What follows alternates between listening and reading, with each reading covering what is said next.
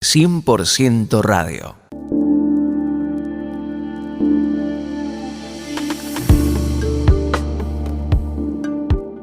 Hoy vamos a mirar Daniel capítulo 5 del verso 1 al 31, donde encontramos la historia de la escritura en la pared. Pero antes tenemos que señalar que los acontecimientos que se registran en los 4 primeros capítulos de Daniel tienen que ver con el reinado de Nabucodonosor, quien fue el que extendió y unificó el imperio babilónico y lo llevó a su mayor esplendor. Después de haber reinado durante 43 años, murió en el año 562 a.C., sucediéndole en el trono su hijo Evil-Merodach, quien gobernó durante 2 años, hasta que fue asesinado por su cuñado Neriglissar, quien a su vez ocupó el trono durante 4 años. A su muerte le sucedió su joven hijo Lavalle-Marduk, quien solo reinó unos meses, pues fue asesinado y sustituido por Nabonido, quien gobernó 17 años en el 556 hasta el 539 a.C. Este hombre trabajó duro para restaurar la gloria que había alcanzado Babilonia bajo el reinado de Nabucodonosor, lo que lo llevó a estar ausente de la capital durante largos periodos. Balsasar era su hijo mayor y fue designado corregente por su padre.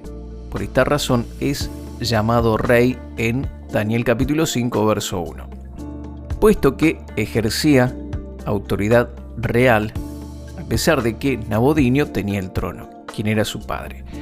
Y se menciona que era hijo de Nabucodonosor en el versículo 2 del capítulo 5 de Daniel, en el sentido de que este era su predecesor más ilustre.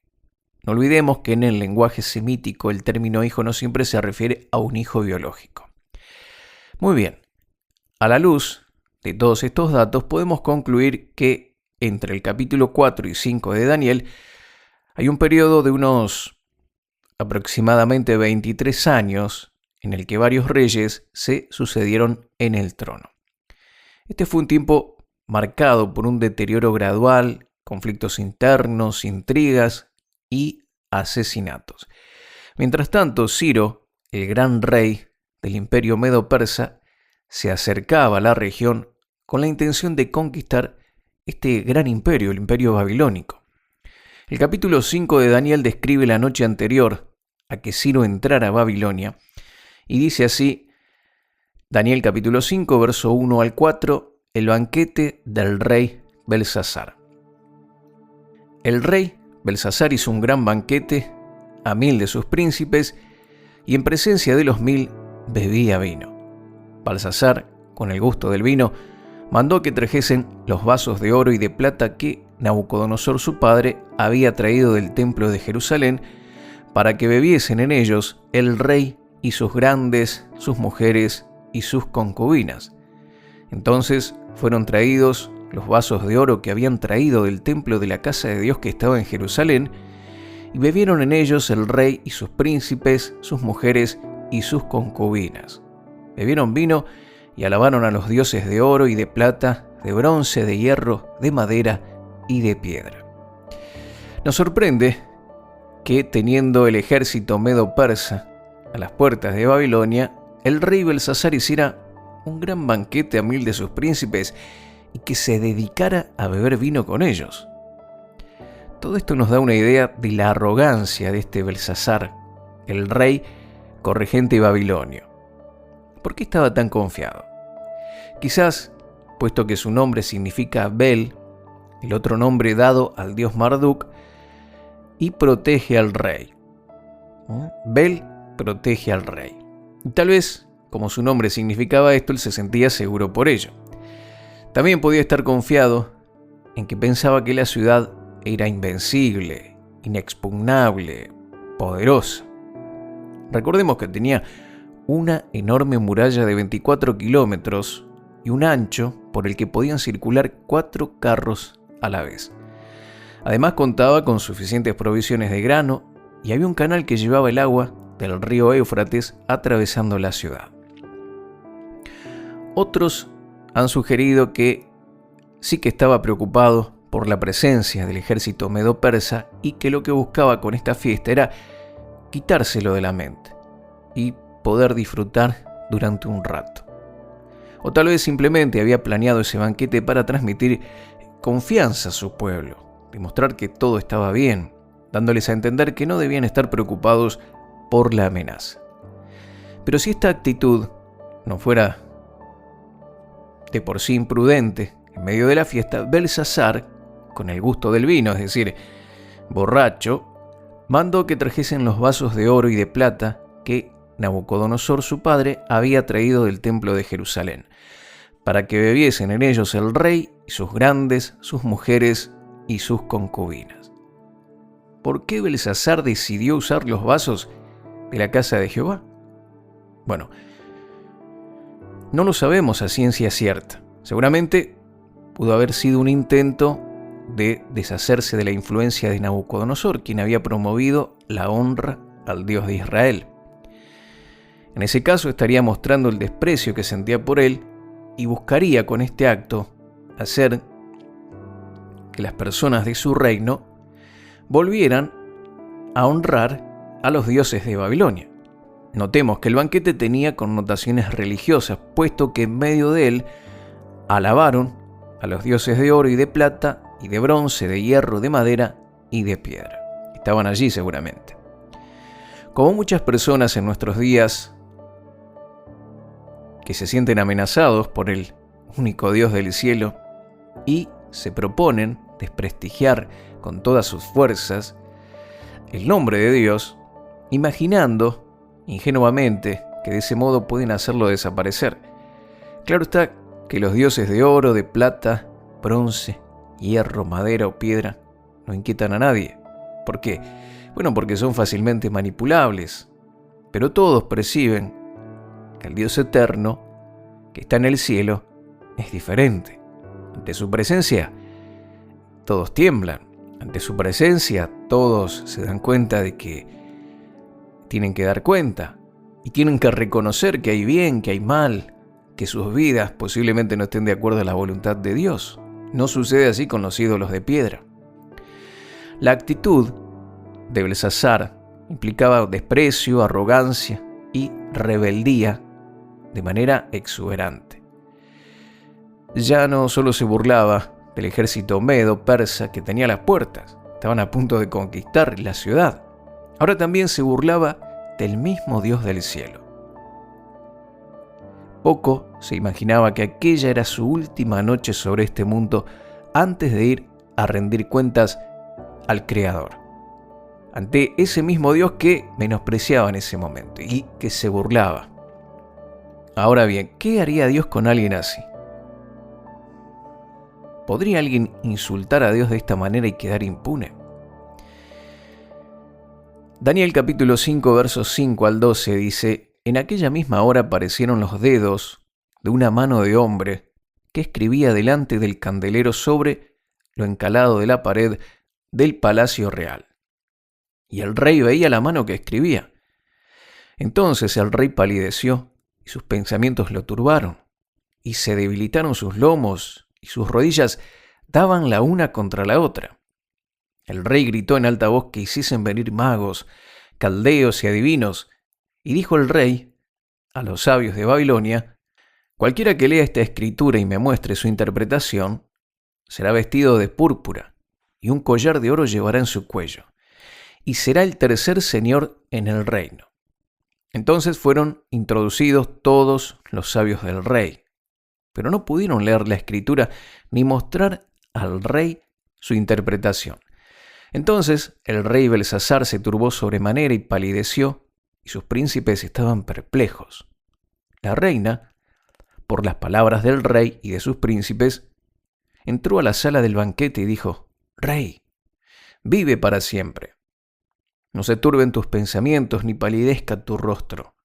En tu reino hay un hombre, en el cual mora el espíritu de los dioses santos.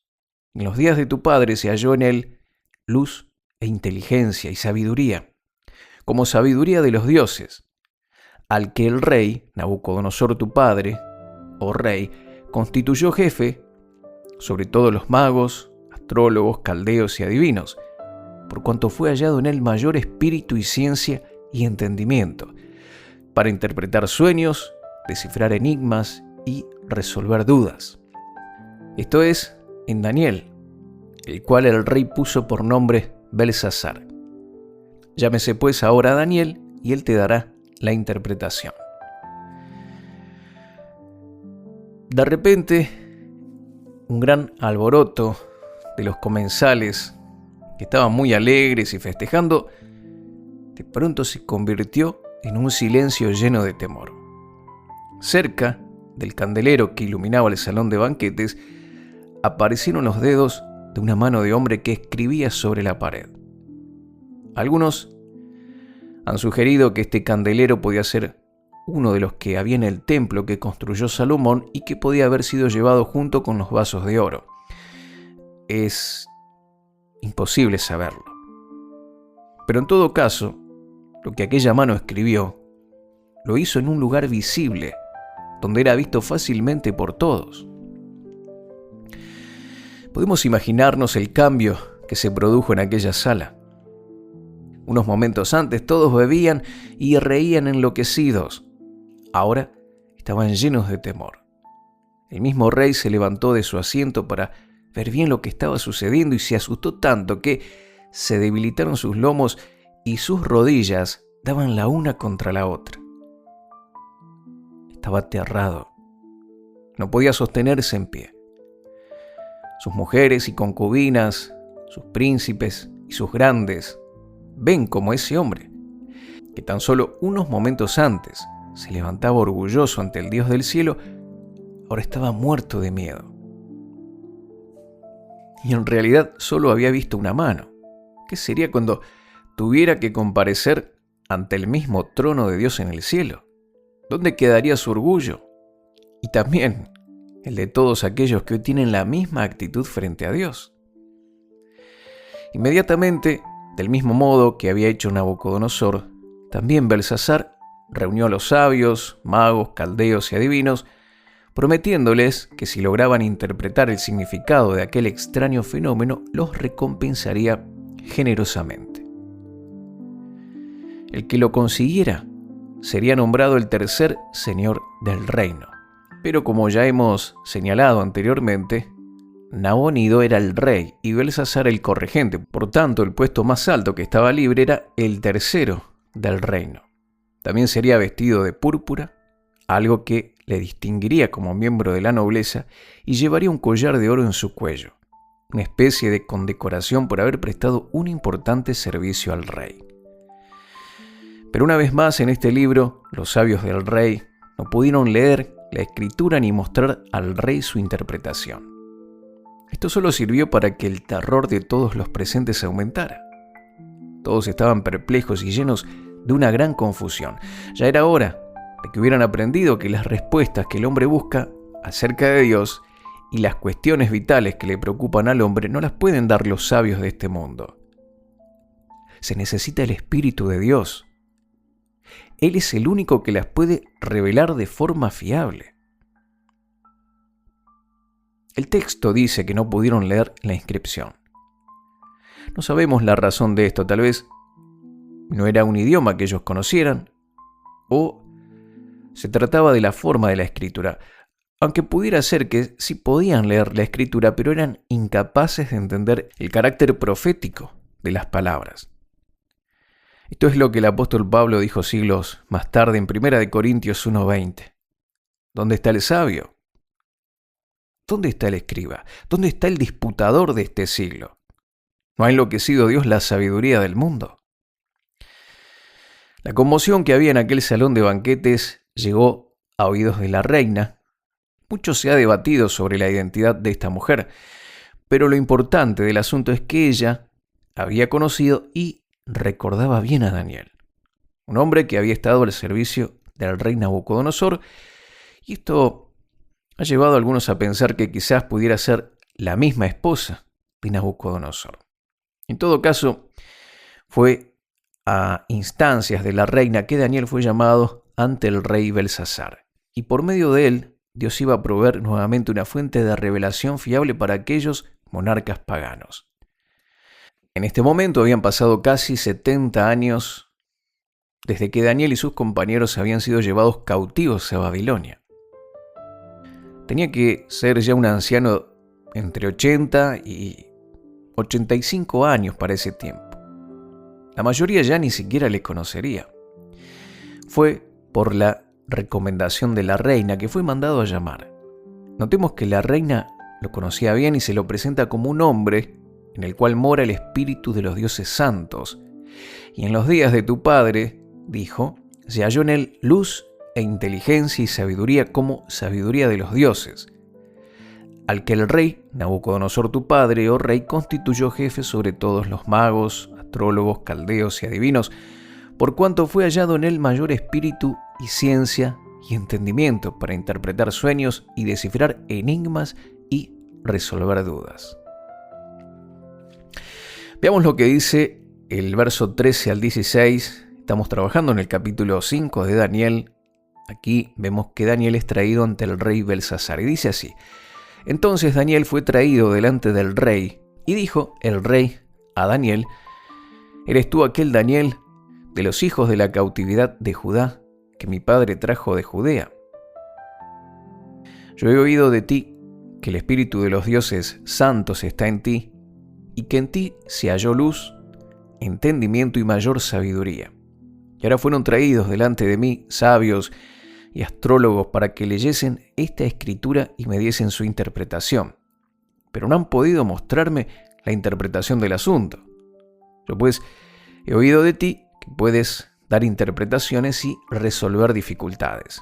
Si ahora puedes leer esta escritura y darme su interpretación, serás vestido de púrpura y un collar de oro llevarás en tu cuello y serás el tercer señor en el reino. A pesar de su avanzada edad, Daniel seguía siendo fiel a Dios y conservaba intactas sus dotes espirituales, mostrando la misma dignidad y valentía que le habían caracterizado en su juventud. Ahora bien, cuando fue presentado ante el rey, este parece que se refirió a él con cierto desprecio, diciendo: ¿Eres tú aquel Daniel de los hijos de la cautividad de Judá que mi padre trajo de Judea? De algún modo busca recordar a Daniel delante de todos que pertenecía a un pueblo conquistado por Babilonia, pero al mismo tiempo es probable que también estuviera sorprendido y que hasta tuviera cierto temor, puesto que era el Dios de Judá al que él acababa de menospreciar profanando los vasos de oro del templo. Al fin y al cabo, tanto aquellos elementos del templo de Jehová como el mismo Daniel habían llegado a Babilonia en el mismo tiempo y de la misma forma. Rápidamente Belsasar iba a comprobar que había en todo esto mucha más relación de la que él podía imaginar en un principio. Luego, el rey repitió a Daniel lo que había escuchado de parte de la reina y le ofreció las mismas recompensas generosas que antes había prometido a los sabios si lograban leer e interpretar la extraña escritura de la pared. Ahora veamos la respuesta de Daniel, versículos 17 al 21. Entonces Daniel respondió y dijo delante del rey: Tus dones sean para ti, y da tus recompensas a otros. Leeré la escritura al rey y le daré la interpretación. El Altísimo Dios, oh rey, dio a Nabucodonosor tu padre el reino y la grandeza, la gloria y la majestad. Y por la grandeza que le dio, todos los pueblos, naciones y lengua temblaban y temían delante de él. A quien quería mataba y a quien quería daba vida. Engrandecía a quien quería y a quien quería humillaba. Mas cuando su corazón se ensoberbeció y su espíritu se endureció en su orgullo, fue depuesto del trono de su reino y despojado de su gloria.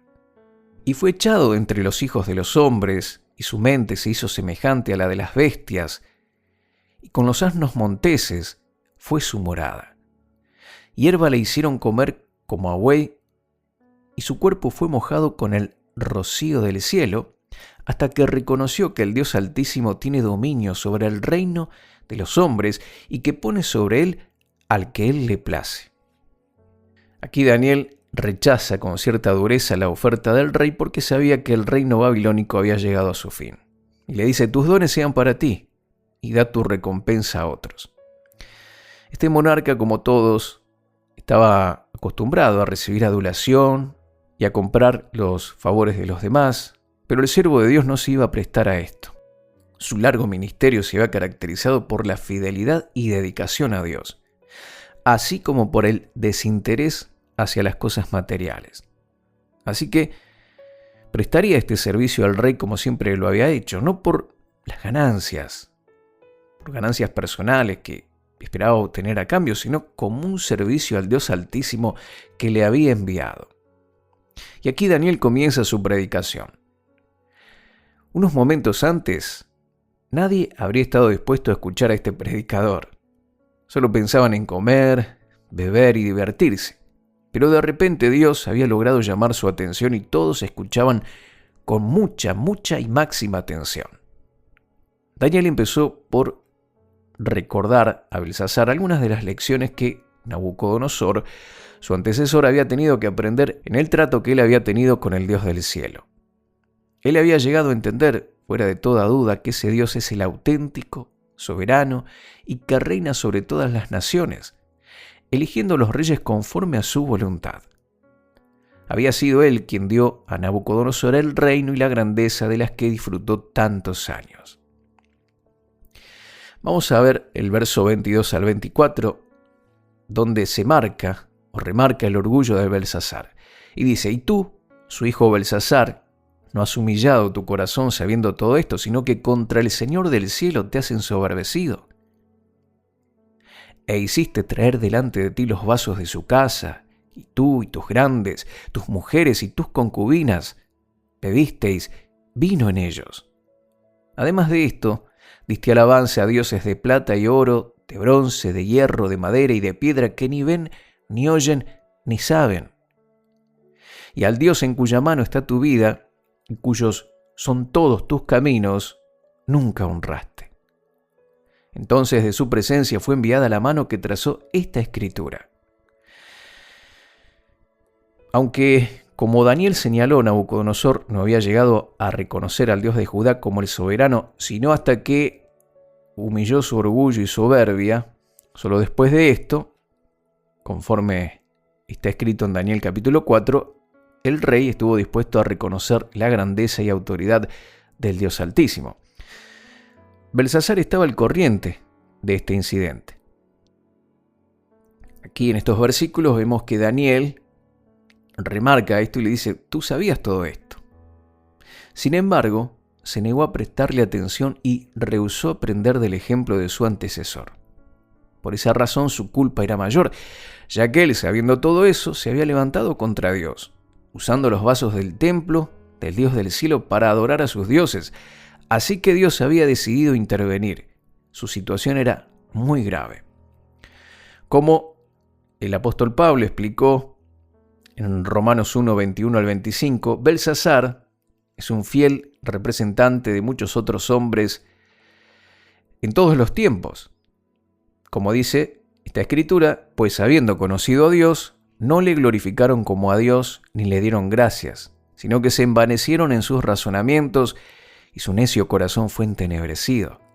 Profesando ser sabios, se hicieron necios y cambiaron la gloria del Dios incorruptible en semejanza de imagen de hombre corruptible, de aves, de cuadrúpedos y de reptiles, por lo cual también Dios los entregó a la inmundicia, en las concupiscencias de sus corazones, de modo que deshonraron entre sí sus propios cuerpos, ya que cambiaron la verdad de Dios por la mentira, honrando y dando culto a las criaturas antes que al Creador, el cual es bendito por los siglos.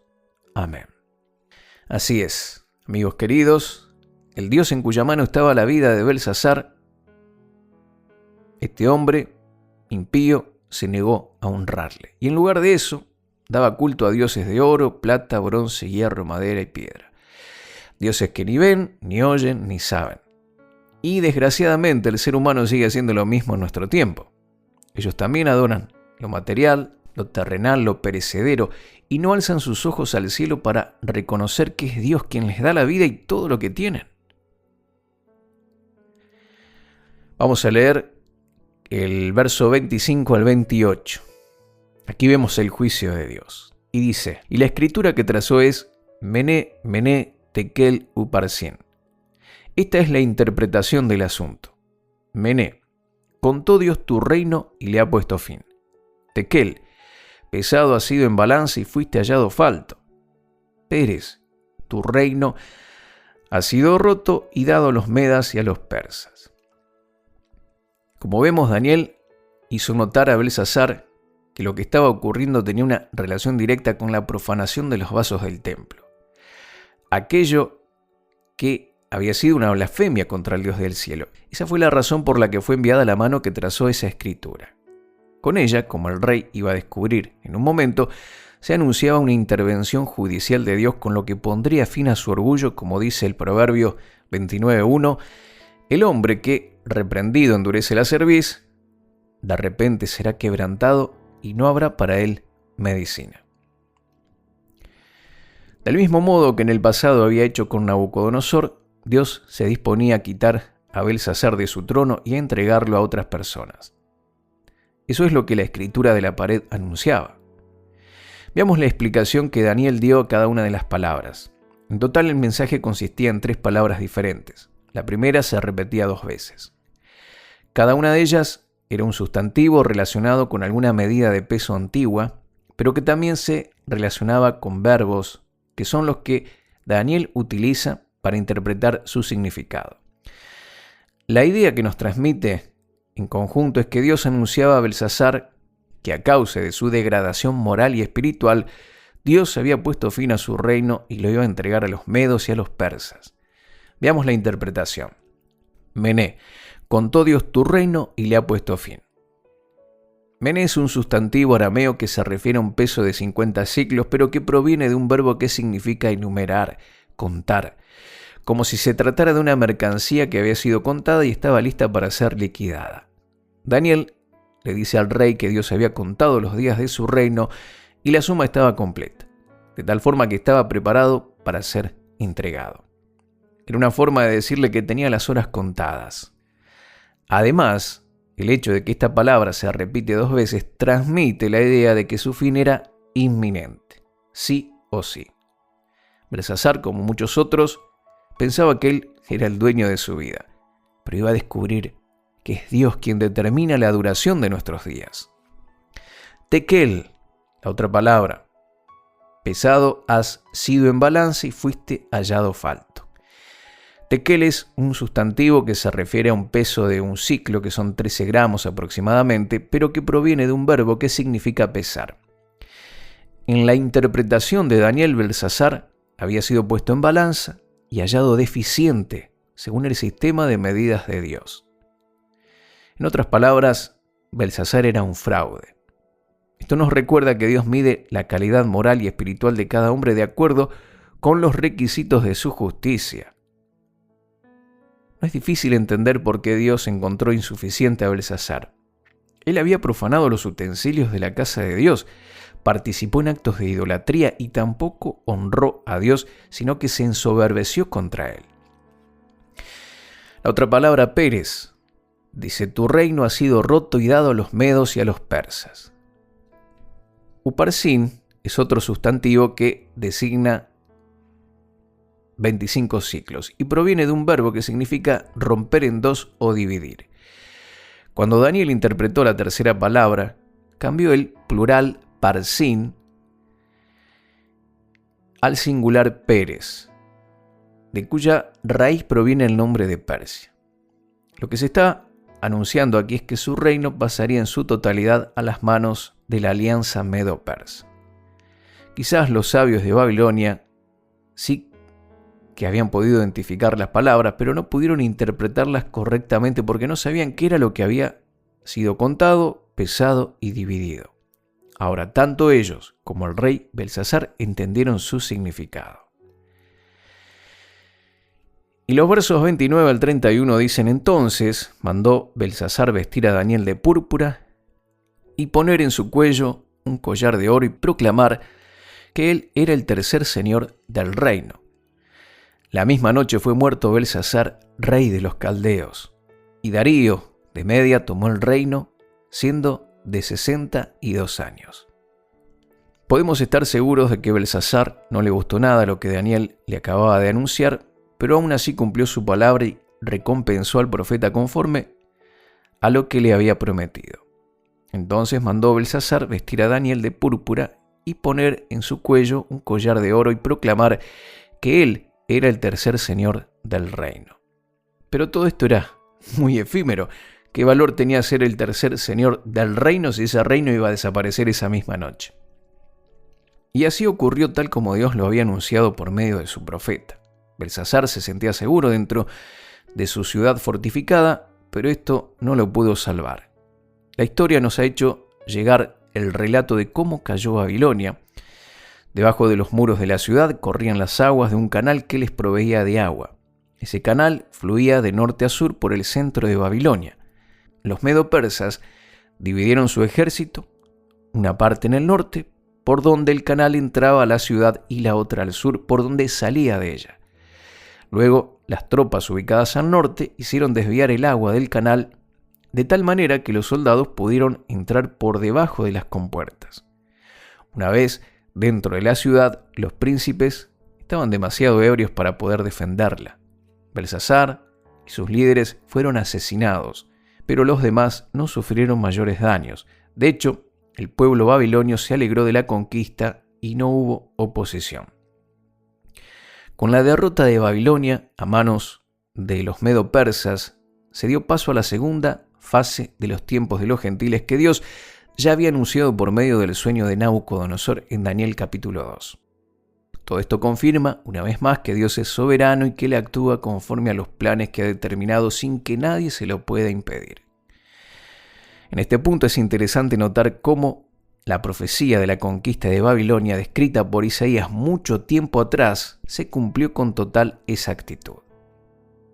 Isaías 21, versos 5 al 9 dice: «Ponen la mesa, extienden tapices, comen, beben. Levantaos, oh príncipes, ungid el escudo, porque el Señor me dijo así: Ve, pon centinela que haga saber lo que vea.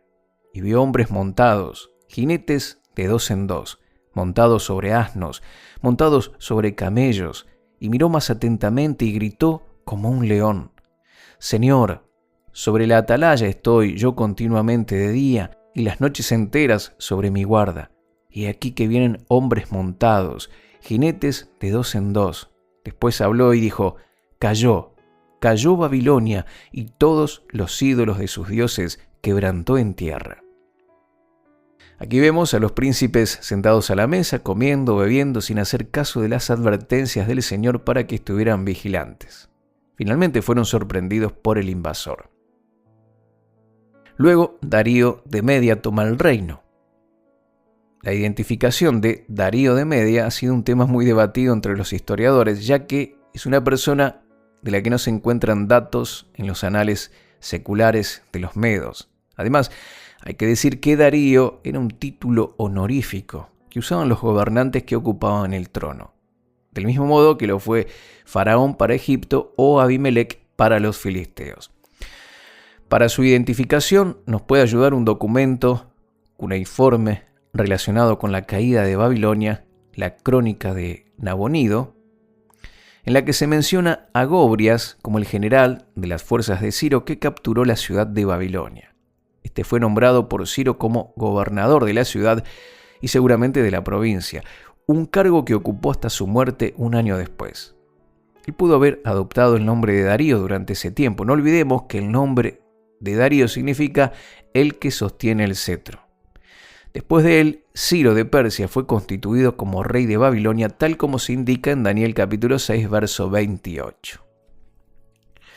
Qué gran historia esta, y aprendemos muchas cosas. Tenemos algunas conclusiones y reflexiones para nosotros.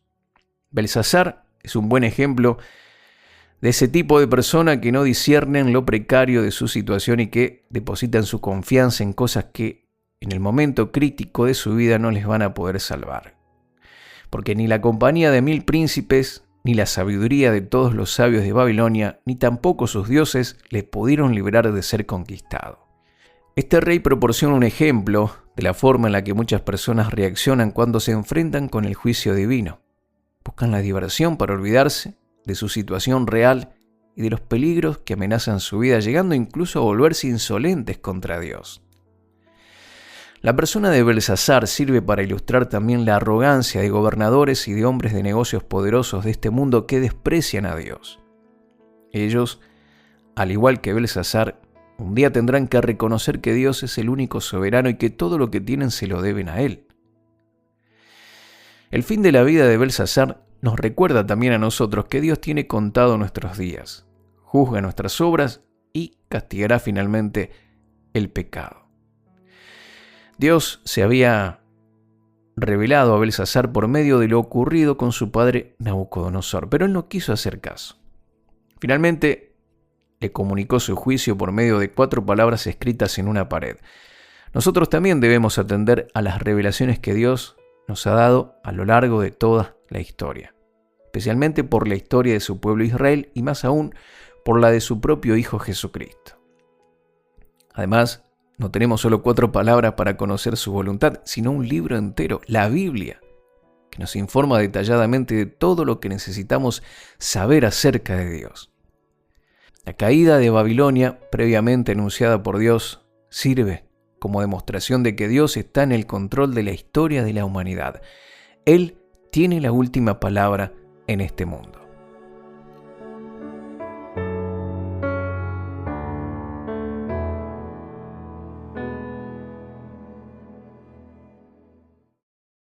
Contactos marioserrano@live.com.ar. En Facebook, Mario Rubén Serrano.